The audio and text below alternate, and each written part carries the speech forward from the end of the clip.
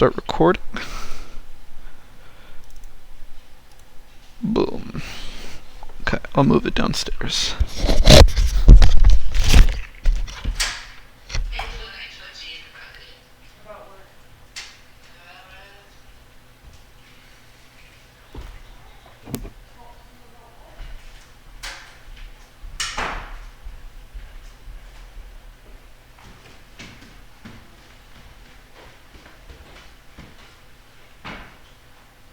Hello, everyone.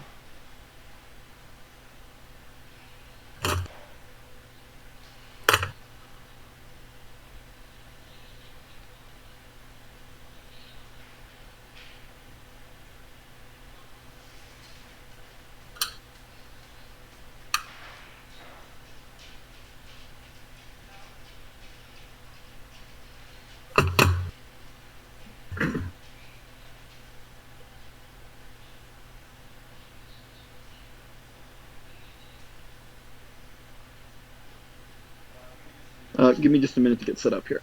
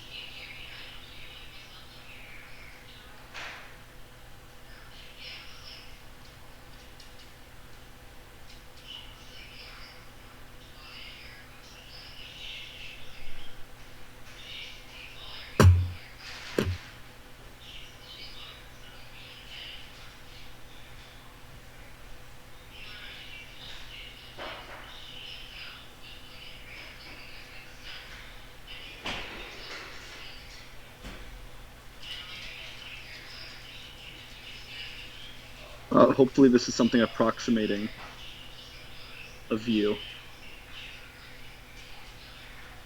Can everyone hear me? Yeah. Cool. Okay. Turn up a little bit. Okie dokie. So at this point, I know some of you are still waiting to get started with your kits. So what you do when you build the first part of the rocket is usually start with the motor mount tube.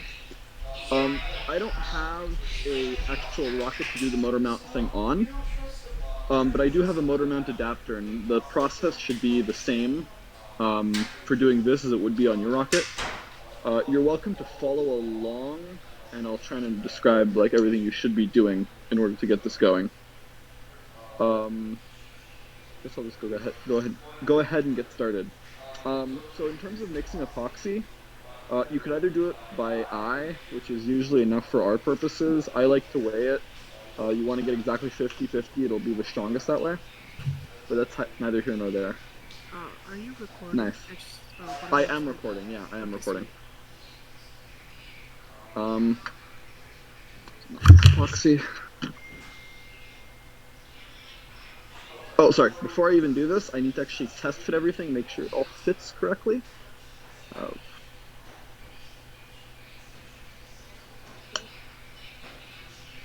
Okay, so this is fine, it goes on nice. You want it to be fairly tight, but you still want to be able to slide it around. Yeah, so both of these go on fine. So I'll actually position these so you have an idea of where they should be. We want to glue one of them here, and one of them here. You want to do both of them about between 1/4 and 1/8 of an inch from either edge. That should give you good connection points. Some of you may have a kit with 3. They do make some mistakes sometimes. Sometimes they'll give you 3, but they won't have a spot to actually put your fin in because the fin like slots through the hole of the body tube. So you can talk to me specifically, me or Kian, and you'll figure out if like what we should do with your kit if they gave you like a weird part or whatnot. But in terms of this, what I'm gonna do is I'm going to first try and glue the actual ring on, wait 5 minutes, and then I will, and then I'm gonna do a fillet all around here, make it nice and thick and globby, to make sure this doesn't move anywhere, and then I'm going to glue it inside of this tube. And I'll show you kind of the process for doing that, because getting it inside this tube glued properly is probably the trickiest part of this. So for this, I'm probably just going to start with about 10 grams or so. So 5 of each. Maybe I won't even need that much.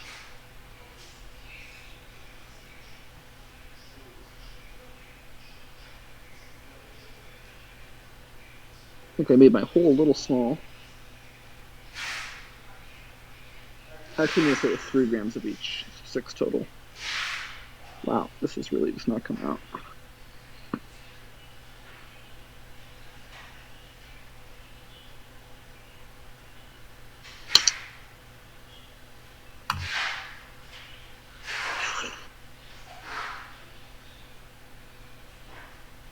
And meanwhile, if you're farther ahead on your rocket, you're also welcome to ask any questions. And me and Kian can also answer. Yes, sir. Either two Drew. What? One. What did you say? The recording. Yeah, you're gonna have to get the text, like the text answers, because I'm not. Here. Okay, so that's 2 grams, and we'll do another 2 grams. Wow, I'm really like making this way too difficult on myself.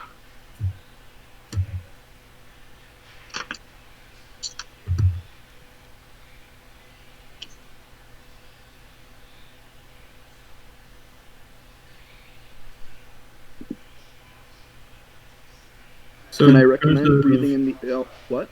In terms of glue and epoxy that we need to get, you can see there he has some JV clear weld, which is like the one you can find at Home Depot. But typically they overcharge you for that. If you can find it on Amazon, that's where I got this. Yeah, Amazon is it's probably a lot cheaper. I know when we did 2019 workshops, I think we went to Hobby Lobby and we just got a bunch of the 5-minute epoxy. That seemed to work fine for everyone else.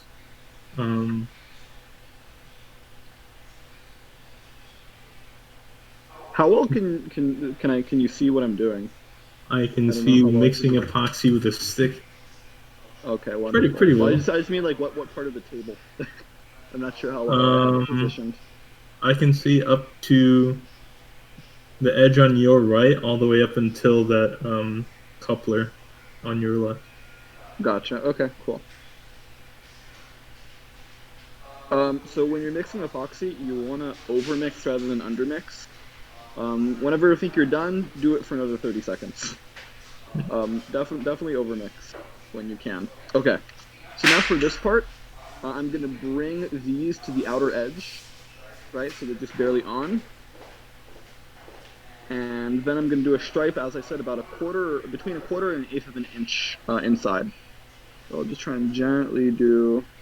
again, you overuse epoxy rather than underuse.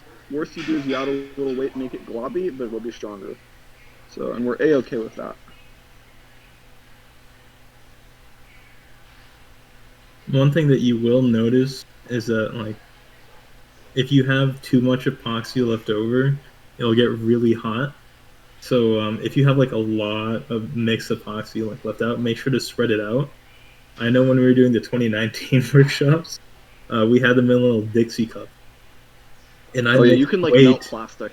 I mixed way too much epoxy, so it got really hot, and I got really scared. So definitely learned my lesson. It's gonna explode. Yeah, definitely mix like more than you think you need, but not like. Don't do like 15 grams each, you know? Yeah. Plus, if you spread it out over like a larger surface area, it's not going to be too bad. Actually, down a little bit.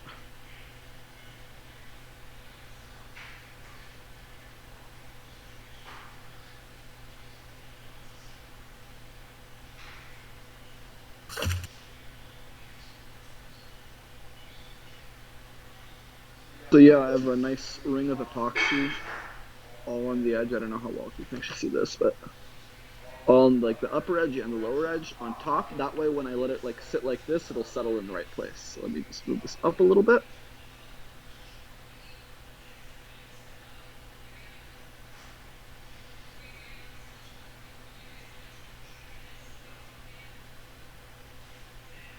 So now that I have this going, it kind of automatically creates the fillet I'm looking for, like by reinforcing it.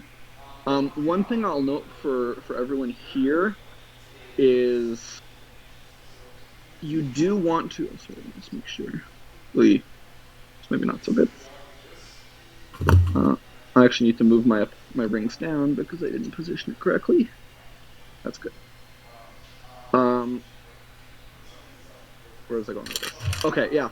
When you position your centering rings, your fins have tabs that go inside the body tube, so you have to make sure the space between your centering rings is enough to let the fins in. Ideally, the space between your centering would be exactly enough to fit the fin tab. So I'd position it according to that.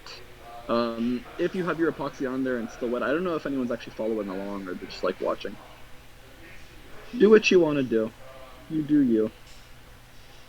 So you don't put epoxy, so you only put epoxy on the centering rings, on the face of the centering ring that like faces the end of the tube, right? So right now I only put the epoxy there, but eventually I'm gonna put epoxy on the bottom and the bottom sides as well. Right now, since I want the epoxy to kind of like cure, I'm just gonna let it sit here for right now, and it's gonna create a nice fillet on the edges here. And then as soon as that's like past tacky, as soon as it's not like dripping, I'll flip it over and do the other end. Okay, cool. Yeah. Thanks. Yep.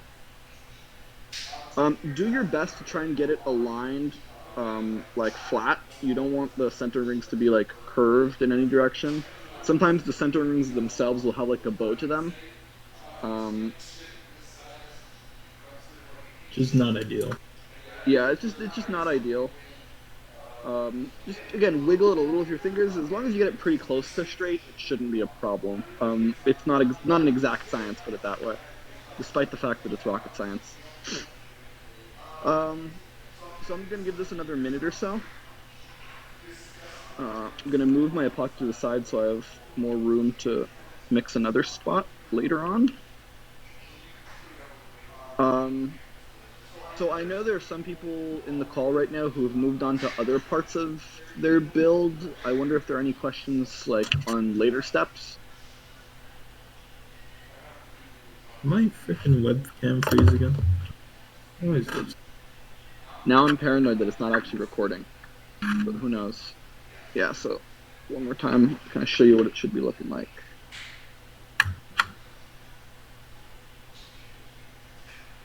And again, as soon as this, it'll take about 3 or 4 minutes from now. It'll be not solid, but a little bit more solid than it is now. It'll be relatively cured. You still don't want to be touching it, but it shouldn't drip too much more. Then we'll flip it around and do these bottom sides. So give it just a second. Oh, meanwhile, you know what I'll do? This is for my motor mount adapter. To prevent it from sliding up into the non-ideal part of the rocket, is I'm going to put some epoxy here and I'm going to slide this ring on.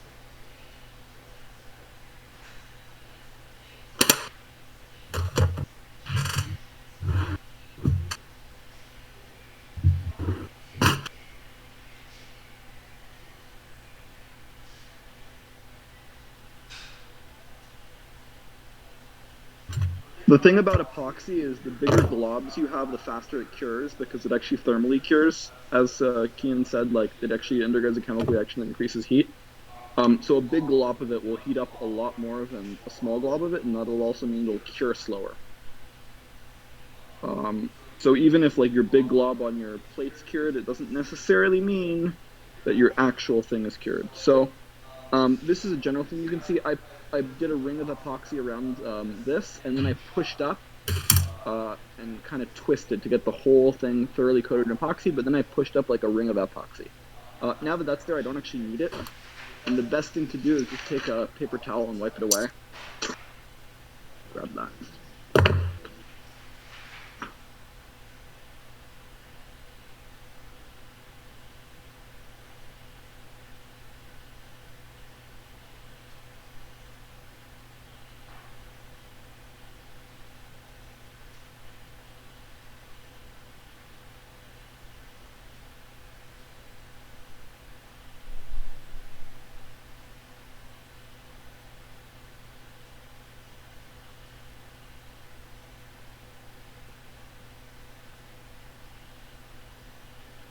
Just out of curiosity, I'm sure no one will actually verbally respond, but or is everyone like building, like gluing things along, or y'all just watching? Want to see what kind of participation I'm getting? I'm watching right now. Okay. So I can kind of move this. I see it's not really dripping anymore. It's not firm, but it doesn't seem like it's going to drip very much more.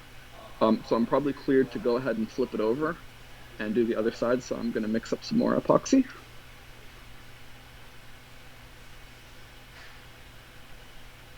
Once again, I just need a couple grams. Shouldn't be too bad.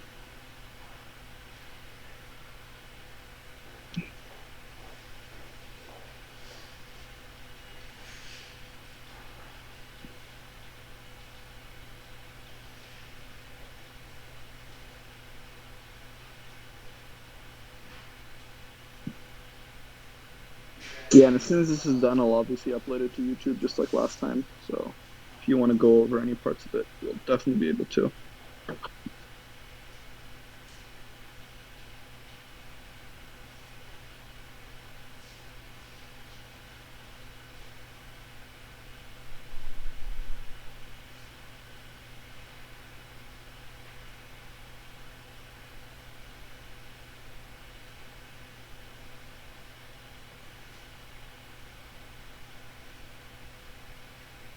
Okay, 2 grams.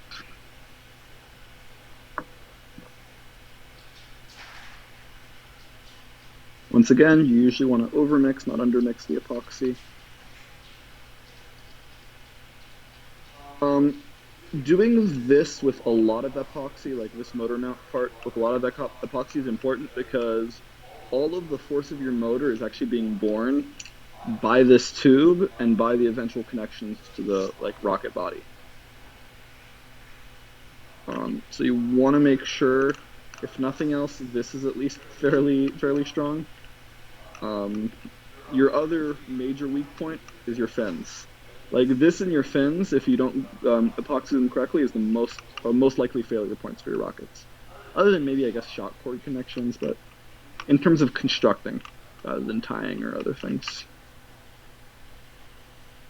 One thing I will note for everybody here is once you actually let me do this part first, and then we'll talk about everything else. So yeah, now that this is firmed up, I can just kind of go and add epoxy to the bottom sides of both of these.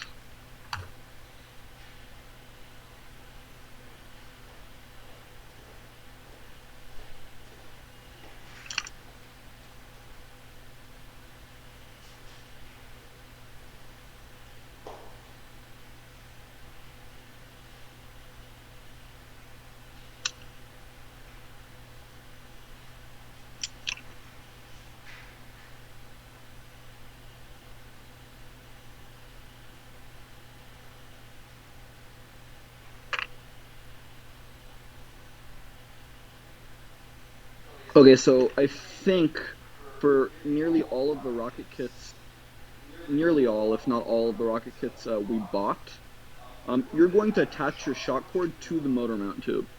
So once these two parts are cured, the parts I'm doing right now, your top center ring should have a small gap here along the edge of it.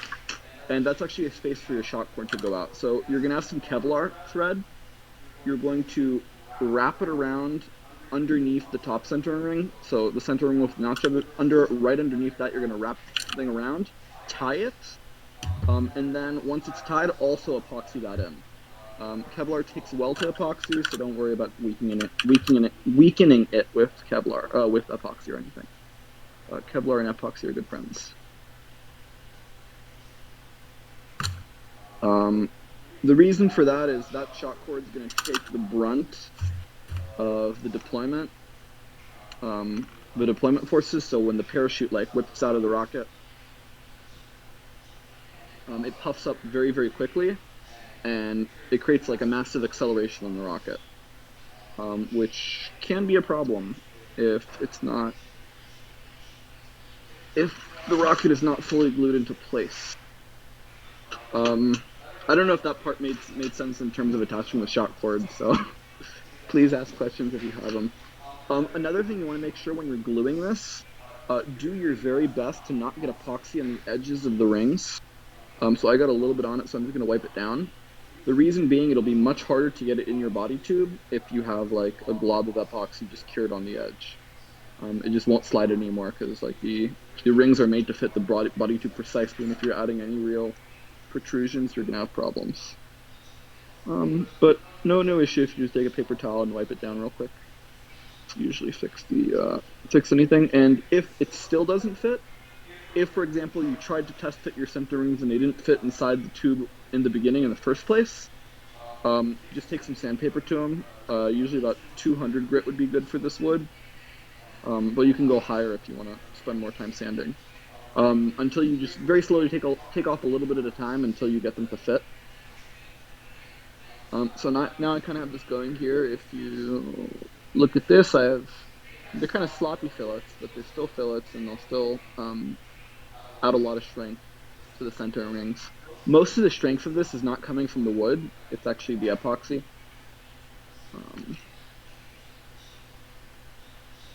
So you do want to make sure you're using a lot of epoxy. Just trying to coordinate actual launch day stuff here. How many of you guys have been to the lake bed before?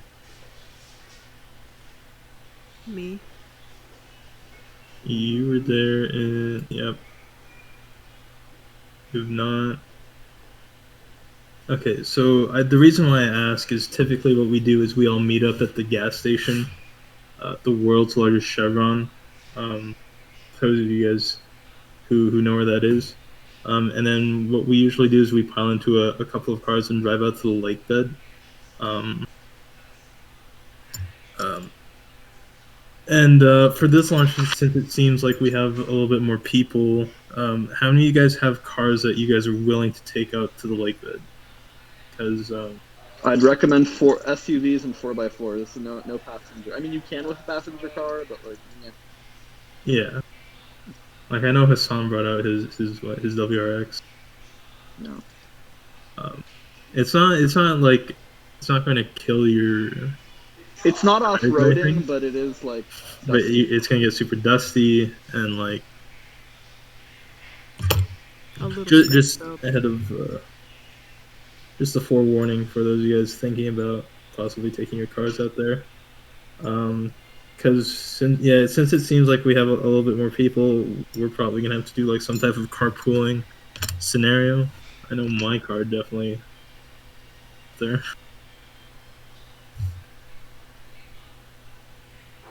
So we have. I'm paranoid that it stopped recording. Are you checking? I kind of want to go and check. Yeah, I'm gonna go upstairs and check. Yeah, just go check it. Are you working on your level 2 key, or are you just here to just help out and stuff? I'm doing both at the same time. So I'm designing some parts that I'm 3D printing for my level 2. So earlier today I finished my coupler. Nice. But the problem is I didn't offset the 3D print enough, so it doesn't fit into my tube here. So I had to do a bunch of sanding. Because I do not want to do another 20-hour print on this thing. Damn, 20 hours.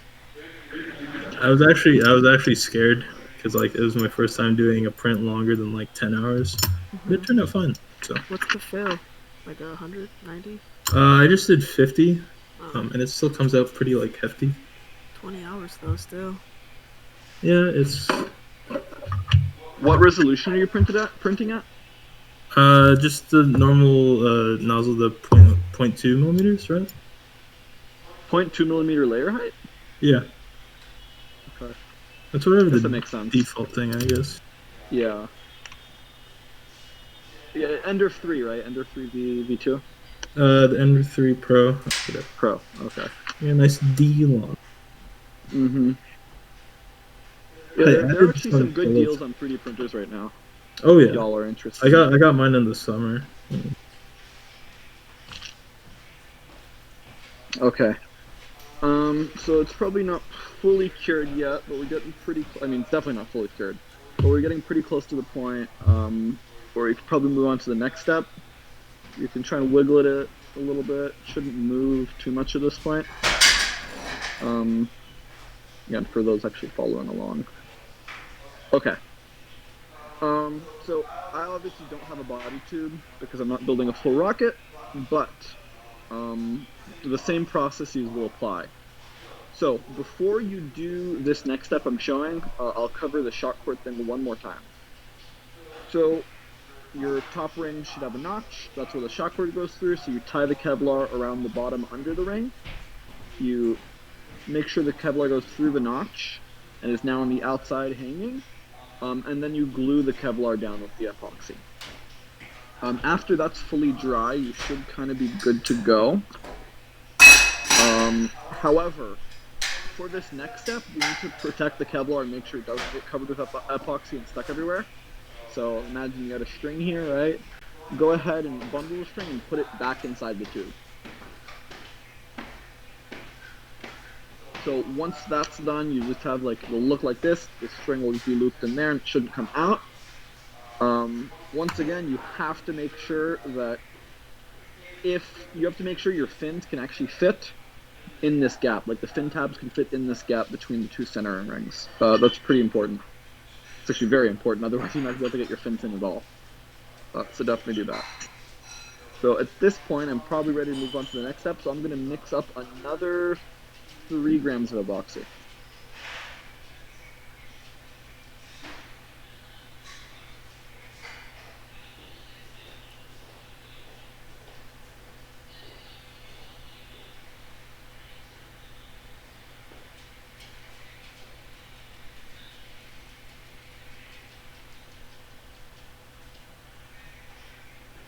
Make bigger openings in your bottles if you don't like to suffer.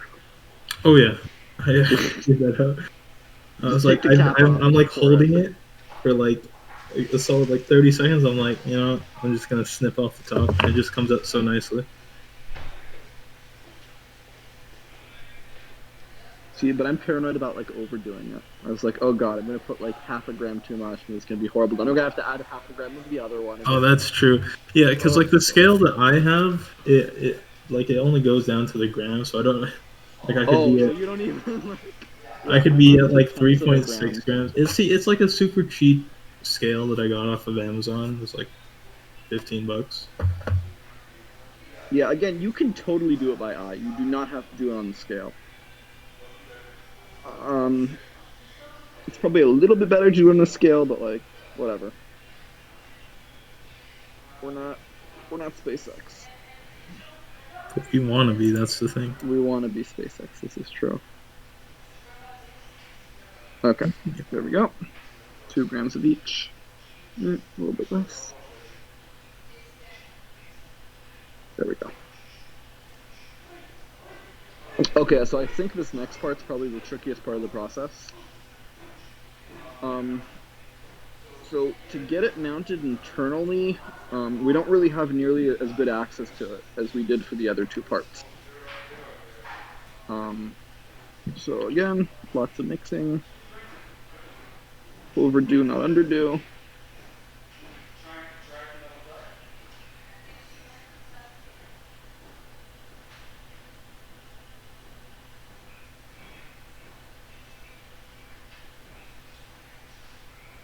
Okay, that's probably fine. So at this point, you're gonna take your body. I mean, you're obviously gonna have a body too, but not like just the little cardboard boy. But you're gonna see generally where your centering rings would fit on the inside. Once you have a good idea, so right now I'm looking at it, mine is like a 1/4 inch from this edge and about a 1/4 inch from this edge. So what I'm gonna do first, it's gonna be a little harder on you, but I'll kind of show you how to do it. Figure out, okay, I know I need to get like a ring of epoxy. I don't know. Can you see in the hole? Can you see my finger inside the hole? Yes, I sir. don't know what can be seen. Yeah. So you're gonna, again, I have access from this size, but you guys won't. So you're gonna use the skewer and do a ring of epoxy, where about half an inch or a 1/4 inch before where the ring would be, before the centering ring would get to. So that means when you push the centering ring up, it'll kind of like squirt all the epoxy to create a fillet automatically. Again, I'll have access to it, so I can show you, but you won't see it quite as well. So I'm gonna make a little ring.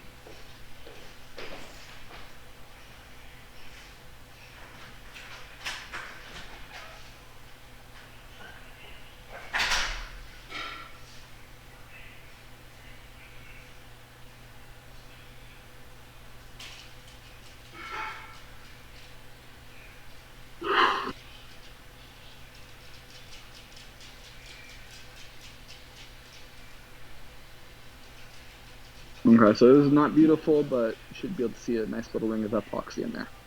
So this is, again, a little bit of a trickier part. Kind of figure out which direction you want to go in. It doesn't actually matter too much, but I'm going to go ahead and do it. That's a good direction. I like that. So you're not going to push it in all the way, so just kind of get the first ring in. Ideally, you'd want to let it cure for a little bit longer than I let it, but whatever. And I like breaking rules.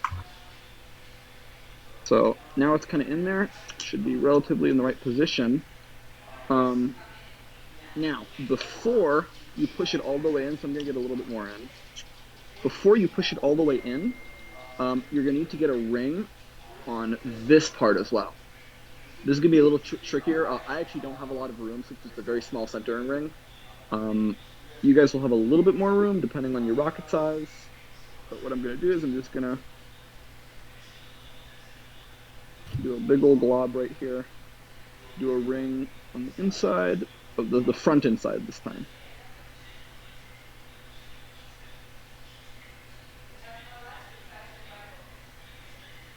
So this is the only time you're going to have access to gluing this part. So it's important that you get it right now. Get it right, now. Wait, are you putting it on the mount or the tube? So I'm putting it on the inside of this tube. Kind of hard to see, but like just like I made a ring here, I'm making a ring on the inside edge of this outer one. Okay. Then when I push the whole thing in, this ring will get pushed up, and this ring will get pushed up by this guy. Okay, I see. So now I have a good ring going. Again, over epoxy rather than under epoxy. Always, always, always. I'm sure you'll probably end up getting a lot of epoxy on your actual tube as well. That doesn't matter too much. It just adds more strength, is what I tell myself. But kind of get it all in there as much as you can. I just broke my stick. Hey Drew, do you remember how many level 1s are planning to launch on the 20th? It's between like 8 and a dozen. 8 and okay. Yeah, it's a good number. It's about the same as we had on the like December level 1. Yeah. Okay. Okay. So now I have it almost flush. You should be able to see it on the other edge now. And I'm just gonna push it in, kind of wiggle it until it gets in.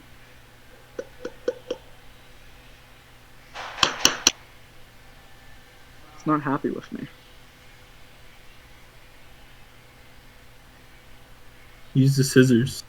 But then the scissors will be covered in epoxy, and I don't want that. That's true. I'd like to be able to use the scissors again at some point in the future. So just wipe it off. Yeah. Just wipe it.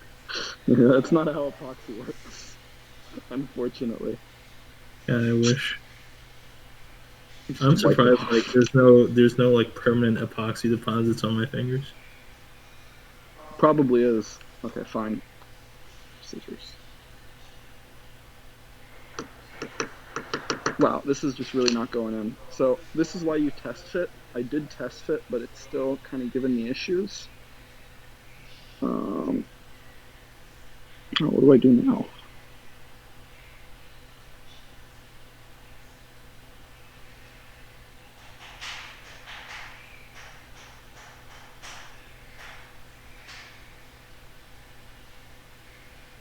I bet I'm gonna end up stabbing myself. List of the anticipated names whenever you can. Okay. Drew, did they get so far as to determine what motors they're planning on using? Some have not. Okay. I wanted it so you might actually want to run through that right now while we're waiting for things to cure. Okay. It's a good idea. Yeah, no, Jake is just asking for by tonight if we could have as updated a list as possible in terms of participant names and participant names and motor counts. Cool. So I didn't wait for things to fully cure, so now terrible things are happening. But this is just all in a day's work. Wow. Okay, I'll be right back with a knife.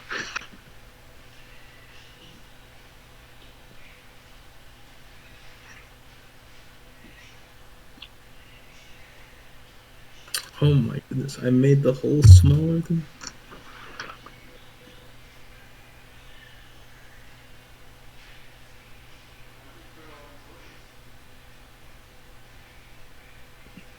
So now there's epoxy all over my hands, which there shouldn't be. But,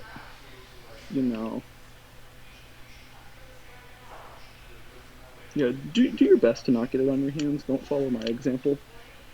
Be smart. It's part of the learning experience.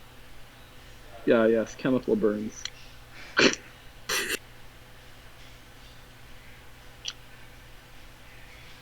didn't go into chemical engineering.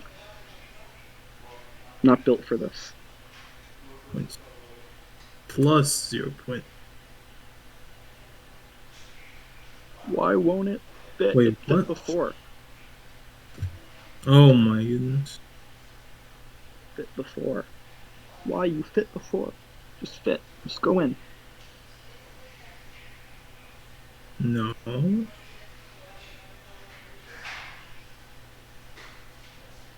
Why won't you give me the frickin' parameter that I want?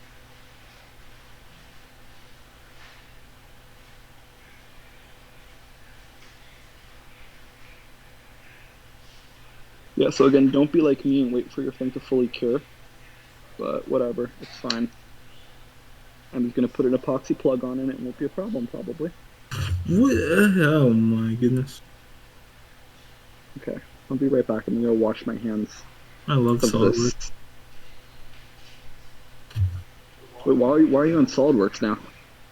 I'm trying to do the Jake thing and do like a 2-part nose cone so I can get the U-bolt in and also have like a compartment to add mass if need be. Got it. Okay, so I'm gonna go back upstairs right now and I'm gonna help everyone select their open rocket. Or not their open rocket, their rocket motors. So I haven't gotten around to completely simulate my rocket. What do we what do we base, how do we know which motor will suit our rocket best? So in terms of figuring out which motor you're using, we have a limited range of a few of them, and since we me and Kian have a good idea of what each motor is suited for, we can make a good educated guess for you guys. So I'm gonna let this cure for now, and I'm gonna go upstairs and I'm gonna open rocket and we can simulate your whole rocket and do pick your motor out. Sweet. Yeah. It's also fun just to try different motors, just to see. It is, yeah. Yeah, I'm throwing a K motor in mine just to see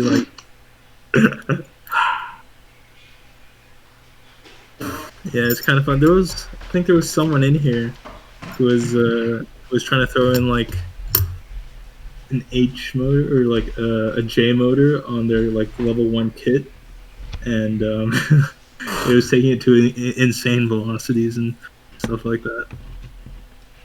Okay. Part of it, like, trial and error. Part of it, like we only have access and like realistically to the motors off of balsa machining because that's where we get all our motors. If you want to buy your own motor, you have a special attachment to one.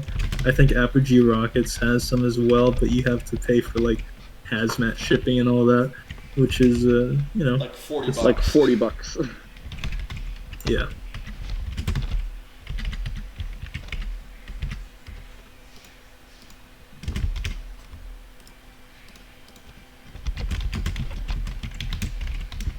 I think in terms of like 29mm motors, I've only really seen the 135, and I think did Jake run the 182?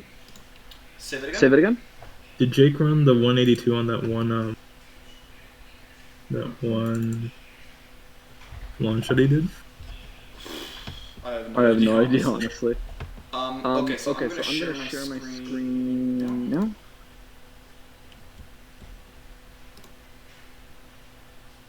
Oh, fuck.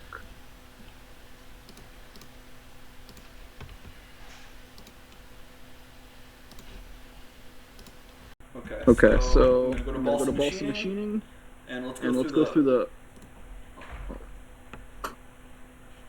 Sorry, is the echo fixed?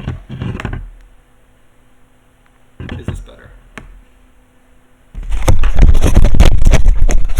I hope I'm not echoing now. You're fine. Cool. So we're gonna go to high power motors. If the internet would like to function. Oh, there we go. So I think, yeah, everybody here got a 38mm motor. So this is the ones we have access to. In 38mm, it's this list. And we're really only going to be dealing with the H and I ones. I really think everybody should be going only for the H ones, so it's really only these 5, or these suckers. These 4. So, having said that, so I'll kind of go through what each of these motors are capable of. This H550 I think is the most powerful of this lot. It's probably going to be most useful for the Iris 3.1s. The 3-inch diameter rockets should probably go with the H550. The smaller ones would be just fine going with the H100s or H169s. So, whose rocket should I simulate first? Who should I get started with? Do you want to try mine? Yeah, so what rocket is it? Iris 3.1. Iris 3.1. Oh, 3.1. So I'm going to get the data for it. Okay, so I want to make sure I'm getting the 38mm motor mount. Boom. Actually, just open it this way.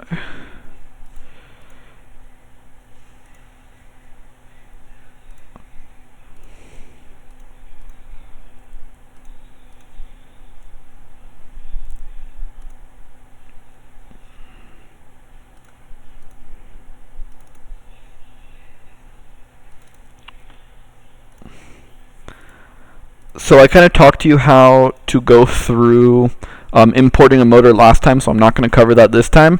But let's cover how to choose a motor for your rocket. So I'll notice here there are things that are a little off. Like this shock cord is not in the right place. Like the shock cord can't be where the motor mount is, obviously. So let's move it around to where it should be. A little closer to there. And parachute's fine. Let me see the parachute data. I'm curious how big it is. This is a 36-inch diameter chute. And okay, this is a fairly light rocket, so we shouldn't have too much of an issue in terms of landing speed, but we'll see. So, as I said, I think an H550 or an I would be a good choice for this rocket, but let's start with the H550 since I already have the motor loaded. So let's go to motors and configuration. First I gotta figure out which body tube is the correct body tube. So it's this one, which is my which is my motor mount tube. So I'm gonna rename it. Don't need to do this, but it makes your life a little easier. Then if I go to here, I'll select the motor mount tube, I'll go new configuration, select motor. And there'll already be like a large bank of motors in here. Some of them you won't have to download, they're already just available here so you don't have to worry about it, but I think the H550 specifically is something I did have to download. So I still want to make sure, is it 38mm good, is the length good, looks like it'll fit, and it's 313 newtons total impulse, or sorry, seconds total impulse.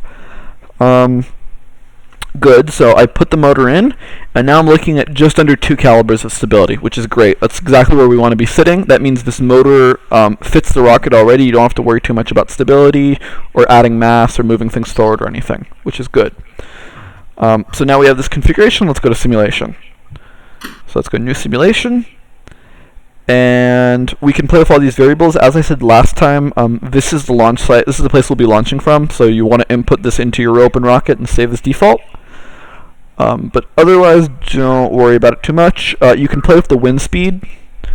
A good day would be like 3 or 4 miles an hour. Last time we had like 20 mile an hour, 15 mile an hour winds. Usually a good middle ground to go 10 miles an hour, and we'll be able to kind of figure out things from there. So let's go simulate and plot.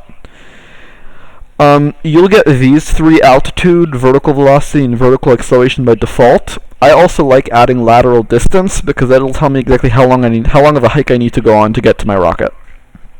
Ideally, it wouldn't be a very long hike, but I guess we'll find out. You can also add other things if you want to do like thrust, Mach number, if you're going over like Mach 1, latitude, longitude, etc., etc. But we don't really need those, so I'm going to X out of here. Now we're going to go plot. We're going to get a nice little graph to look at. I'll kind of enlarge it. Okay, so it looks like we're hitting apogee at like 12 and something seconds. We'll talk more about that in a second. This motor is very front-loaded on thrust, so it's like the whole thing burns in like half a second, and then the rocket just coasts for most of the time. And you can see that here, where the vertical velocity gets really high in the first second, but then it just keeps dropping down. So it also looks like we're reaching an altitude of just over 900 meters, so just about 3,000 feet, give or take. Since this is a big rocket, you shouldn't have too much of an issue spotting it. It's like plenty tall. Should be able to follow it like all the way up and down. And importantly, let's see how long of a hike we got. So lateral distance is in green.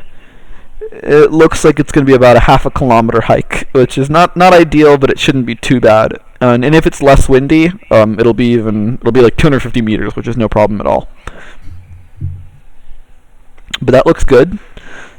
So I think for the people doing an IRIS 3.1, the H550 is a good choice. If you want to go, like, if you want to increase the power, we can talk about that, but an H550 would be a great choice. It'll do everything you need to do. It'll take it to 3,000 feet, and your rocket should be able to take it no problem. So let's X out of this, and let's kind of see the data we have here. So velocity off rod. This is going to depend obviously on the length of your rod. But this should always be above 15 meters per second. Here we're almost at like 40 meters per second, so we're way past where we need to be. No issues. Apogee, as we said, is around 900 meters. Velocity deployment. So this is a little concerning. This means when the parachute opens, the rocket is already either heading up or heading down. And it actually has over 60 feet per second speed. If the parachute opens immediately, like at 60 feet per second, the parachute is very likely to tear and bad things to happen. A way to fix this is changing our delay. So right now we have the parachute set to open at the first ejection charge of the stage. What we have, though, is the ability to. So this motor has a 14-second ejection charge by default. However, that's tunable. Jake has a little tool that we could use, and we could shave away like fuse material, and we could turn that down to like 12 seconds, which is a more ideal. So let's do launch plus NN seconds. Let's go 12 seconds, and let's rerun the sim and see if we get a better velocity deployment. Simulate and plot, blah, blah. Now we're sitting at 2.5 meters per second, which is just fine. That's nice and slow. The parachute will open gently.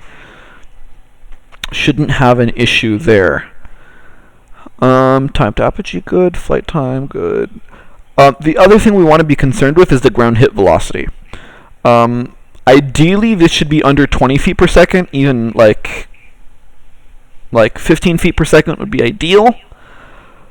But one thing OpenRocket doesn't take into account is the actual drag of the rocket body on the way down. So this only takes into account the parachute. But we have a lot of extra surface area that comes from the fins and the body of the rocket.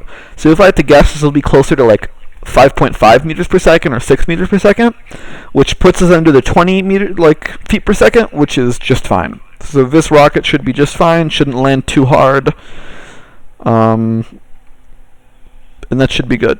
So I think for the people doing IRS 3.1s, we're good getting an H550. What other rocket wants to go next? Whoever's on the call.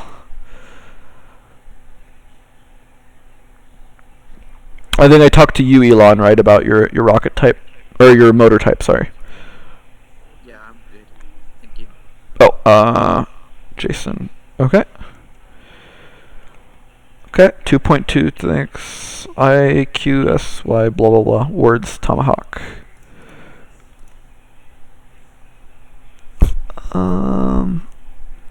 Roxim.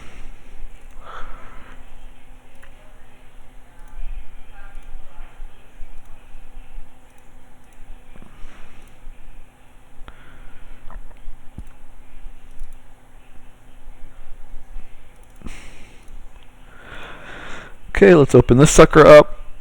How are we looking? So let's rename the motor mount tube MMT. Go here, select this, new config. Sorry if I'm going fast now, I've kind of done it a few times, so you could always watch the video if you're confused. So let's see what H motors we have access to from balsa machining. So in the range of 38 millimeters, we can't do this one because it's a plugged one, meaning it doesn't have an injection charge, which is a problem. So we can't do that one. The H100W is probably a good bet. The H169W, no, that's 29 millimeters, so we can't do that. So yeah, let's look for the H100W. Let's see if I already have it in the system. I think I do. Be H100. Nope. So let me actually go get the thrust curve for it. Oh my god, am I in like Bing? Internet Explorer, god damn it. Or Microsoft Edge. Okay, so let's get the Roxim file for this. Download.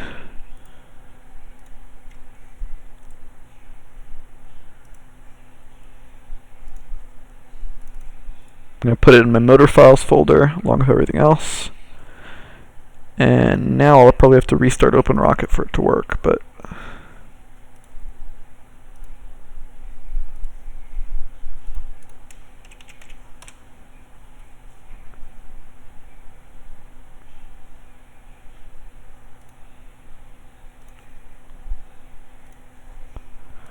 boom. New config.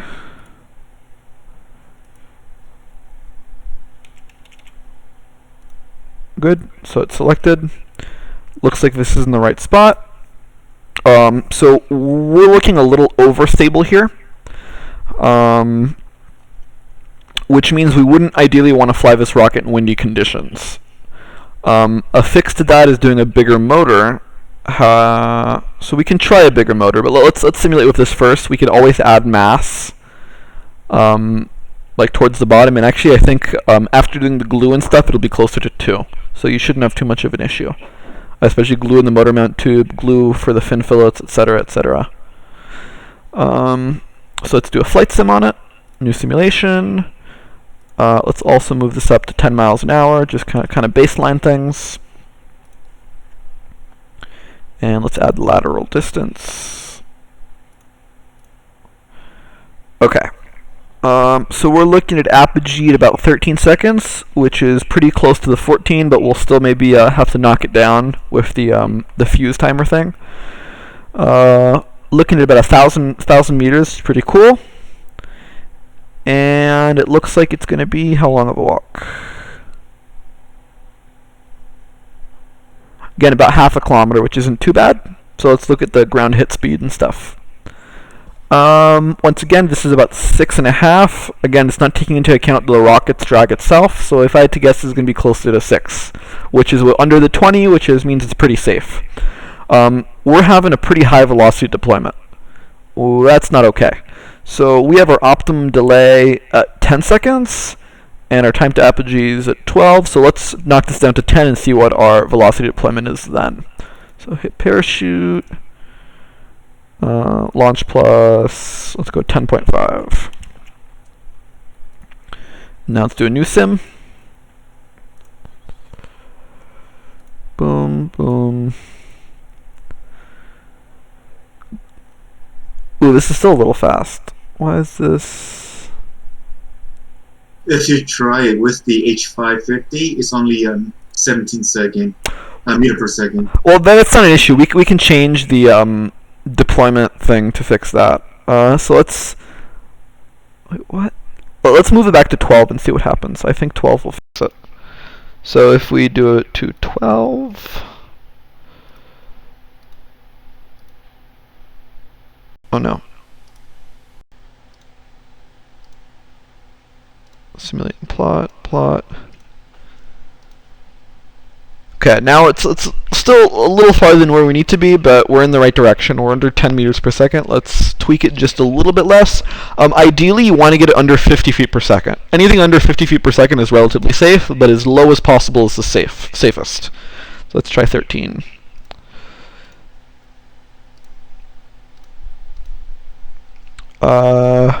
Good. Okay, 7 meters per second. I'm happy with that. That gets us. It's slow enough where it'll be just fine. And yeah, everything else we kind of talked about before. So this motor would be a good choice. Let's also try it out with the H550, just out of curiosity. Select motor. I actually think this rocket would probably be best for the H169, which we'll do in a second. Kian, do you want to write all these down so we have an updated list? Yes? I've been muted for a very long time. Okay. So mark down the 2 irises for an H550. So start with that. Jake wants actual participant names as well. So who are the people who have the irises? I think it's Marie and someone else, I don't know. And Emily, okay. Put H550. Okay, so we selected motor. Let's do a new sim with the H550. Simulate and plot, blah, blah, blah. Ignore all that. Okay, so that takes us a little bit higher. Velocity deployment's also pretty good. The acceleration is like 75 Gs, which is nutso. And stability actually seems to be about the same. And this takes us pretty close to Mach, which is not ideal. So let's try it with the H169 that was in balsa machining. Let's see. So we have an H169WS. Let's look for that. If you take off one fin, it'll reach Mach 1. You can't just take off a fin. That's not how it works. God damn it. Like, let me just take off a fin, no problem. So yeah, this motor should be a middle ground between the H550 and the H100. So let's go cut.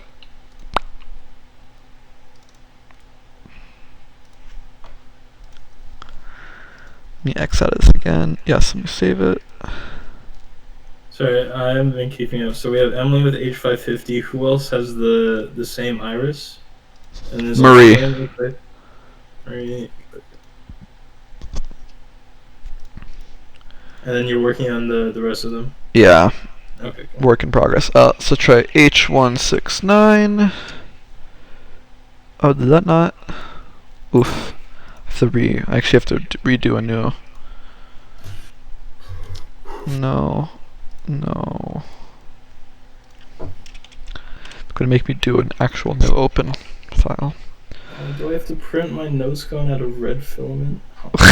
Oh, poor you. Poor you. That means I have to do an undercoat. Okay, there we go. The H169. Okay. Wait, why is the diameter? Ah, shit. That's the wrong diameter. We can't use that one. I guess you're going with the H100 because the other ones are too powerful. Yeah, the H100s could be just fine, and once the glue mass is taken into account for, the stability should be around 2, give or take. So we shouldn't have an issue there. So put Jason down for H100W. H100W. Okay. Who is next? Oh, okay, you already also have the Iris 2.26. Let's open that up. Iris 2.26.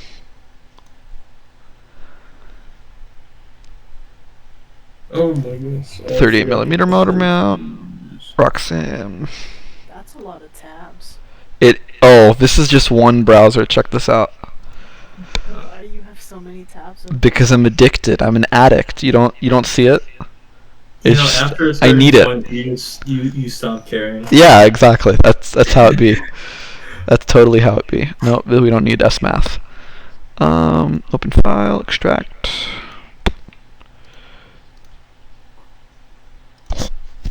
Okay. Part of it's like, what if I need the tab for later? No. It's not about that for me. I know I won't need the tab, but it doesn't matter. So this is the Iris 2.26. So this is not in the right place. So let's move this over.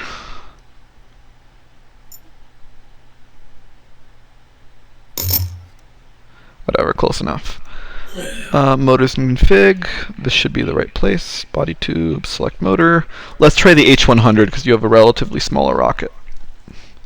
Okay, 2.4 stability. Again, once you add glue and everything, it'll be closer to 2, so that's kind of where we want to be. So that's just fine. So let's go do a flight sim, new sim.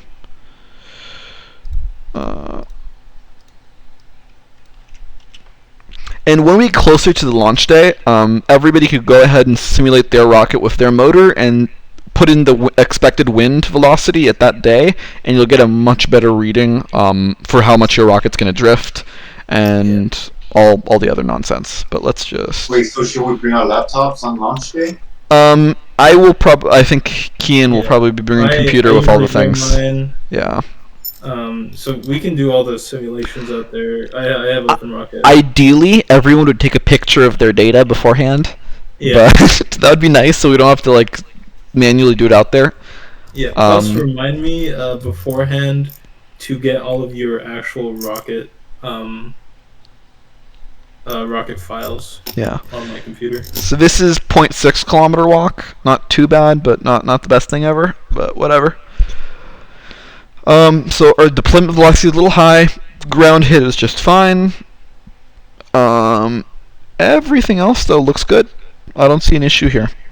That's low enough speed to be safe. So let's go ahead and fix and the velocity off rod is over 15 meters per second, so we're just fine. So let's fix that delay. So let's do the parachute. And let's go apogee, which is kind of what we're going to want to be aiming for. So if we do that, new simulation, boom, boom, boom. Now we have less than 5 meters per second, which is just fine, totally comfortable with that, that's safe. And again, all the other parts of the data are good, so who was that, Brennan? Yeah, Brennan with an H100W, if I'm not mistaken. Yeah, H100W. And Arnie. Okay, yeah, so Arnie/Elon is also down for the H100W. Okay. Who 5 else? motors total. Yeah, 5 motors out of. Oh, that was that message. Oh, Forte. I think I already have the Forte opened up here.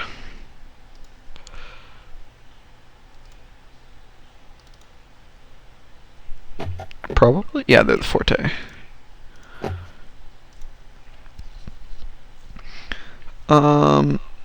So this all looks relatively fine.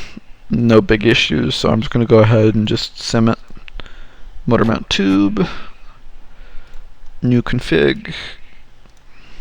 I would recommend everybody let's start it with an H169 and see kind of where we're. Oh no, this is also 29 millimeters. H100 first. Okay, so your stability is a little low here, so we're probably going to end up having to add mass to your front end. That's not an issue. It means your rocket's going to go a little lower. Let's actually fix that right now before I even get any farther with this. So let's go ahead and add some mass like near the cone area. So I'm just going to click Add Mass Component. Let's add 100 grams. Not 1,000, 100. See what that does. Okay, that moves us a little closer. Let's try adding 150 instead.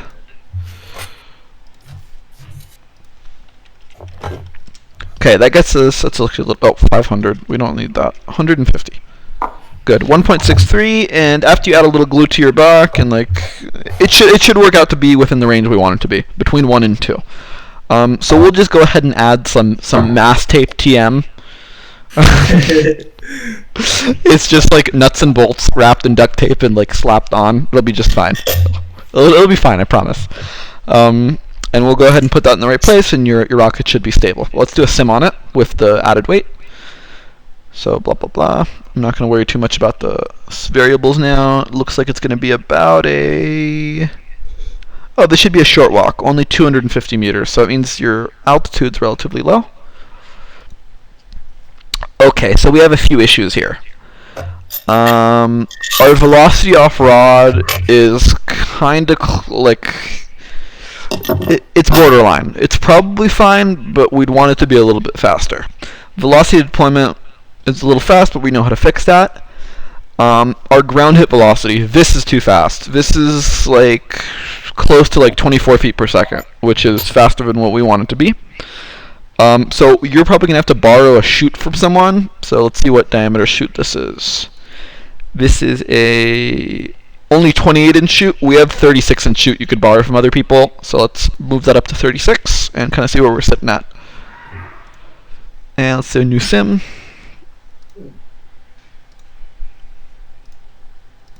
That gets us down to under 6. We're happy with that. That's slow enough.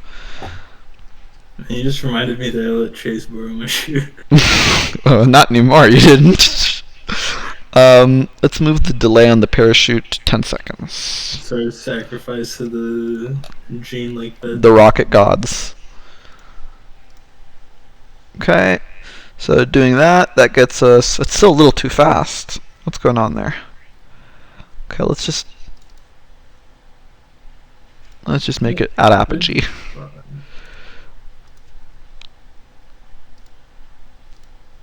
Nope, that's not what I wanted. I want this.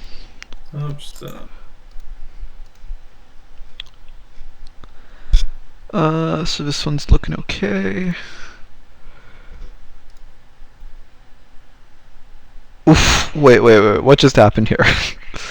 Nope. 72 meters per second velocity deployment. We don't want that. Never? Oh no, it's apogee plus 10 seconds. No, let's go just apogee plus 0 seconds. Wait, why is that an option to never deploy?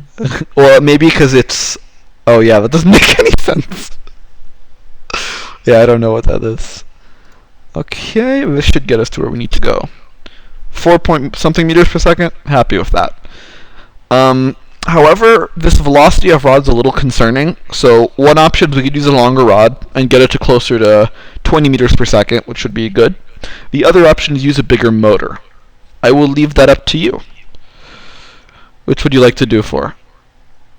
Bigger motor or longer rod? Big boy. Okay, let's try an H550. Something to see. Yep. Being brave, I see. So let's go H550. Oh no. H550. Boom. Wait, is this... This is not the Forte anymore. I've gone somewhere else.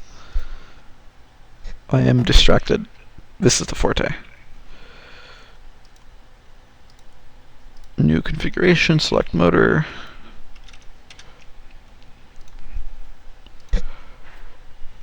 Okay, our stability is also still good here, so we don't have to worry about it. But let's just do the sim. New simulation, blah blah blah. Same data as before. Your walk will be, how long's your walk? Okay, it's a 0.6 kilometer, so 1.2 kilometer round trip. Good luck. And it's going a little bit over 3,000 feet. That's not too bad. Again, it's a big rocket, so you should be able to see it at that distance. One important thing is when you're doing these launches, you need to make sure to track your rocket all the way up and all the way down so you can see where it lands. And when it lands, look at a landmark in that direction so you don't lose it, because it's very easy to get turned around. It's a good way to... What? If you have binoculars, that's a good time to point them out. Yep. Okay, sitting here, velocity deployment, beautiful, that's nice and slow. Velocity off rod's way higher than we need it to be. We bumped up our apogee by a little bit over 200 meters. And we still have a nice and slow ground hit velocity, so no worries there. So go ahead and mark what down for a 550 big boy. Okay, you can't do a 550 on your rocket, Jason. You can't. Oh, Drew, just a quick concern about mine. Yeah. Even though it's a 2.26 inch diameter, but realize that the inside's only 1 inch. And is that enough, like, diameter for the ejection charge to go through with the parachute? Remember that one thing I did inside the rocket? What do you mean, a 1 inch inside the rocket? I don't. Oh no, that's fine. Yeah, that's fine. That's fine. Okay, so there's enough pressure to go through to the. Yeah. So the only concern where you have a massive pressure drop is if the flow reaches Mach 1. Okay. So that's what you have choked flow. The flow is not going to reach Mach 1 internally in that gasket thing. So no worries. Don't worry about it. Yeah. So what's real name is Nyoko. Hello? Why are you doing I think that's everybody, right? Yeah, we have everybody. Everybody simulated. So that's 6, right? So who are we missing still? I think Nick is also about a rocket, but he's not here. So Yeah, so Nick has a small boy. I think it's a... Oh, what was it called? It was the Mini DX3 or the Frenzy. So he needs a 29 millimeter. So we need something else. I'll message him separately. And we're missing one other person. So did we get someone new there? Or What do you mean? new motor selection? Oh, we need to simulate Knack's rocket. Nick, Okay. Knack, and we'll figure that part out. But we're still missing one more person. Ownage. Whatever. Yeah, but what's the... What was the... 550. Sorry. 550. Yeah, there was another Forte. And there's a Zeus. God, I don't even know who they belong to, but this covers most of the people. Isaac Luxoflux. That's what we need. We need to choose a motor for you. Hey, do you remember what the whole issue with his like why we needed centering rings for his? We figured that out. Okay.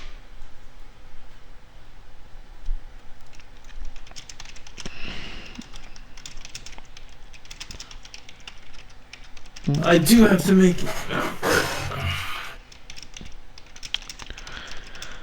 Okay, well, I think that should take care of the simulating part for now. I'm gonna go back downstairs and I'm gonna wrap up the build. So I'll be right back.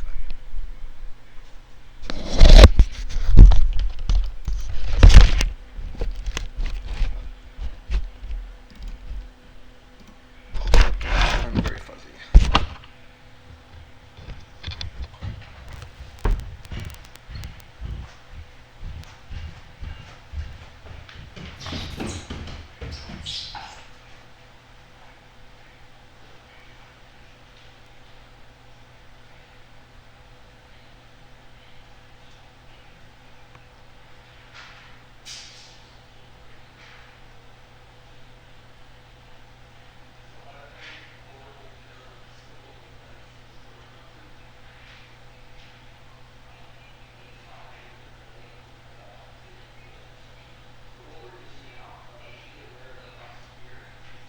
Drew, if you're talking, we can't hear you. My bad. I was gonna say I absolutely like murdered this motor mount tube trying to get it in. This is why you sand it down, you test fit it, so you don't have to like panic when it's full of epoxy. But if this happens to you, you just put a shit ton of epoxy in there and it's not a problem. I'm just gonna fill a shit ton of epoxy in this gap, shit ton of epoxy in this gap, and it should be just strong enough. 36 this is hour probably print time. yeah. So this is probably gonna be the biggest batch of epoxy I'll have mixed tonight. So I'm gonna do like 4 grams of each. Maybe not quite that much. Maybe 3 grams of each.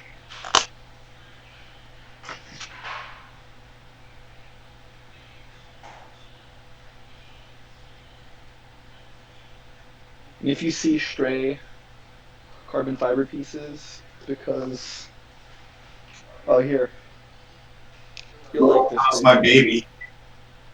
I mean, it's not gorgeous, but it is very strong. No, she's fine. I'll just send it down a little. Well, except for this part. This part got fucked up. Everything Wait, else when is did you guys okay. make a fin can? What? Okay, so this was me doing some practice. Jason built his rocket, and I was like, hey, I want a rocket to practice doing a shitty layup on without equipment. And he's like, I'll volunteer. And this is the result. So it is ugly looking, but it is damn strong. Nice.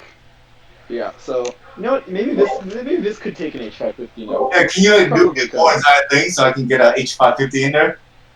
No, this I think would be probably capable of Mach. This is very strong. So can I go for that H550 then? Okay, here's the thing. Yes. Probably yes. However, do you want to risk it? I'll leave that up to you. Are you risking it to get the biscuit? I mean, the rocket name is YOLO, so might as The well. rocket's name is YOLO? Okay, I mean, I guess it's appropriate then. Okay, so change Jason down for an H550 because he likes pain. All It's right. gonna go to like 4.5K, and it's just gonna be retarded, but it's fine.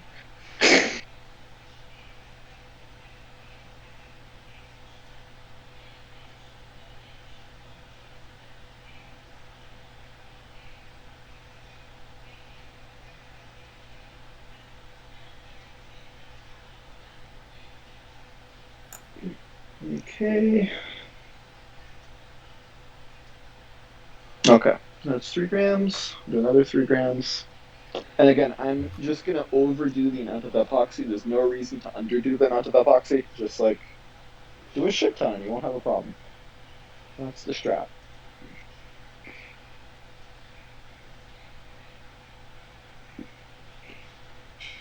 Epoxy is not that expensive that you should be conserving it. Unless you buy it from Home Depot, and then maybe you should.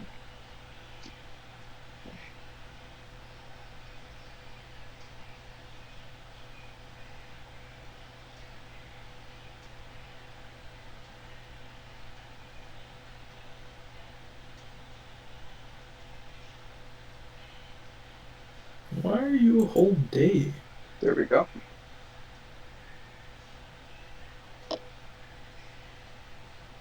It is mix time.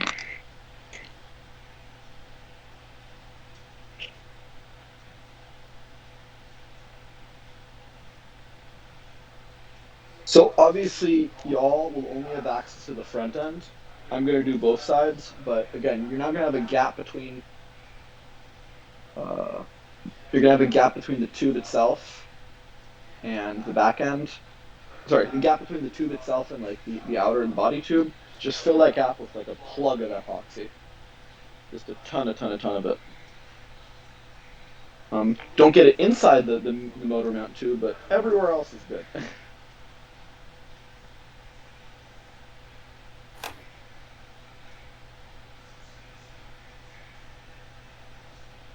Okay, this looks fairly well mixed to me.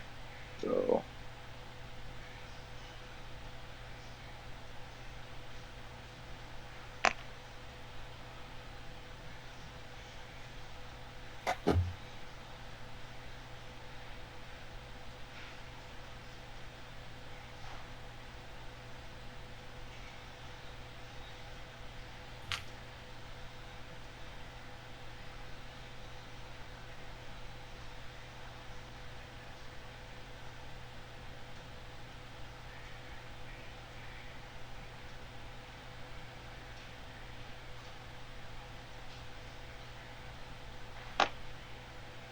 God, Jason, your rocket's just gonna explode.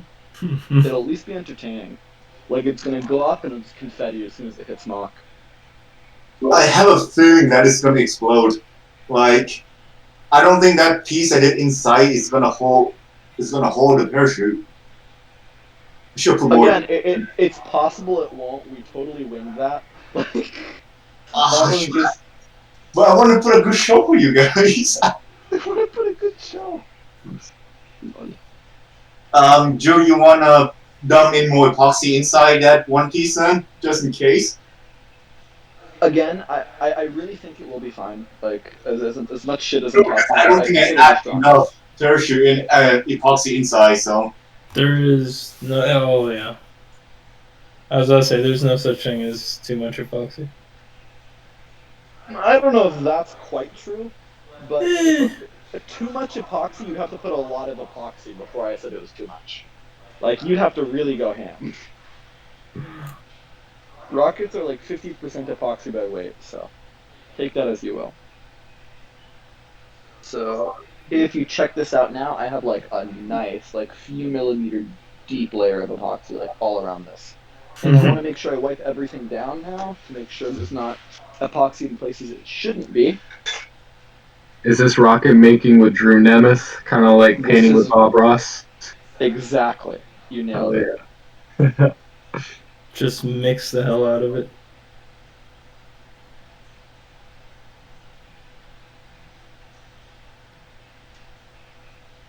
And yeah, to answer your question, Peter, the reason there are two Drew Nemeths is I'm connected from my phone so I can talk down here with the camera, and I am connected with my computer so I can actually record the stream. Yeah, I eventually realized that. So, yeah, it's kind of annoying. But yeah, so this is my adapter. It should be good, more or less. Guess we'll find out when it launches on something, but that's good. I think that about wraps it up for tonight. I don't even know how long we've been going, but let me know if there are any more questions. And obviously, if when you go ahead and do this yourself and you realize, like, I don't know what the hell I'm doing, we're very happy to help. So. Yeah, I'm gonna be starting to build my level 2, so I'm gonna see if I can hop into the. I'll just hop in the channel whenever I start working on it. Hopefully, my laptop can connect to the Wi-Fi from my garage, but we'll see. Drew, will you be doing something like this for level 2 as well? Probably, I guess. I think a lot of us would absolutely love that. Yeah, well, I mean, here's the thing. If you know how to build a level 1 rocket, you know the construction techniques for a level 2. Yeah. So for a level 2, we'll probably focus more on getting the simulation exactly right, as well as focusing on the electronic side of things, and like how to set up a dual deploy. So it'll be less about like gluing on fins and like building that kind of stuff, and more about like the nitty-gritty of like advanced rocketry.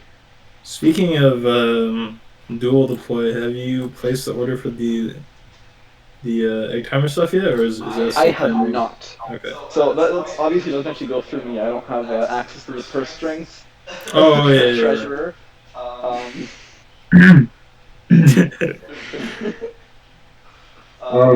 Yeah, you know what? If you need anything specific, just let me know. I'll see you later. I think we have a list of people who want shit, so we'll just place an order tonight. I think. Okay. Once you place the order, can you? Yeah. I think what we're gonna do is we're gonna collect money from everybody, and then SEDS will place the order.